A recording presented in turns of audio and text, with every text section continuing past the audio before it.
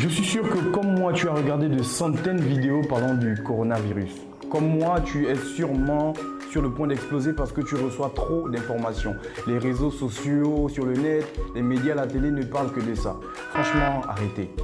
Mais comme moi, tu es conscient que tu ne peux pas ignorer ces vidéos parce que tu vas peut-être passer à côté de quelque chose d'important. C'est pour cela aujourd'hui, Attention Manger parle du Covid-19.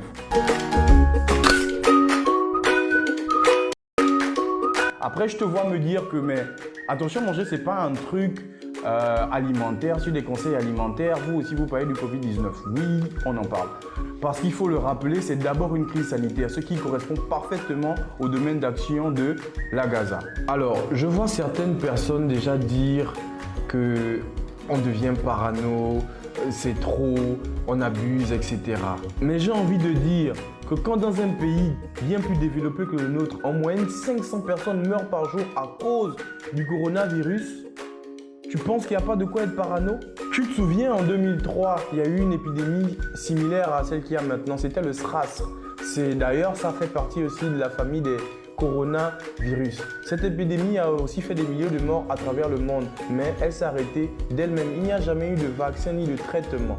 Elle s'est arrêtée grâce aux mesures justement de prévention mises en place par ces pays. Alors, respectons les règles établies, soyons responsables et respectons les gestes barrières.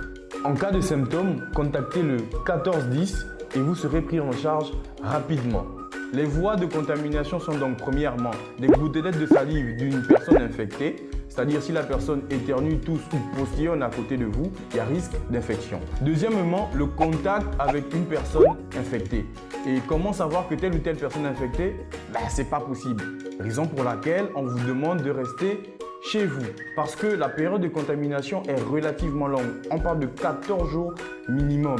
Et dans ces 14 jours-là, certaines personnes ont le virus sans pour autant faire les symptômes, mais elles peuvent déjà potentiellement contaminer, ce qui font d'elles des sources de propagation du virus. Troisièmement, la manipulation ou encore le contact avec des objets déjà souillés. On parle de stylo, on parle de poignées de porte, poignées de portière, clavier d'ordinateur. Et pour moi, le plus dangereux, c'est les billets de banque. Et je crois que ça, c'est une occasion pour les développeurs du pays de se pencher sur le online banking. Comme je le disais au début, pour ceux comme moi qui sont à l'affût de la moindre information sur le coronavirus, on a vu apparaître il y a quelques temps sur les réseaux sociaux une fiche qui montrait le comportement du virus sur les différentes surfaces, métal, plastique, etc. Alors, lorsqu'on fait ses courses, il y a des gestes qui peuvent littéralement nous sauver la vie. Par exemple, laisser les aliments qui ne sont pas frais à l'extérieur pendant au moins 3 heures. Éviter de manipuler les aliments pendant l'achat et plus acheter avec les yeux. Enlever les emballages de tous les produits quand c'est possible. Bien laver les fruits et légumes avec de l'eau et un peu de vinaigre. Toujours se laver les mains avant et après chaque manipulation de denrées alimentaires. Portez des gants pendant les courses si possible parce que qui sait, peut-être que la boîte de tomates devant vous est déjà contaminée. Toujours se laver les mains avant, pendant et après la manipulation des repas. Parce que si tu as touché du poulet cru avec des mains, ensuite tu vas toucher du manioc ou de la banane, tu apporte les bactéries du poulet sur le manioc et la banane.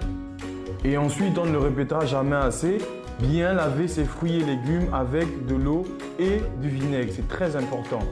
Pour les opérateurs, gérer le flux des clients à l'intérieur des surfaces, désinfecter les mains à l'entrée pour les clients et le port des masques et des gants pour les employés.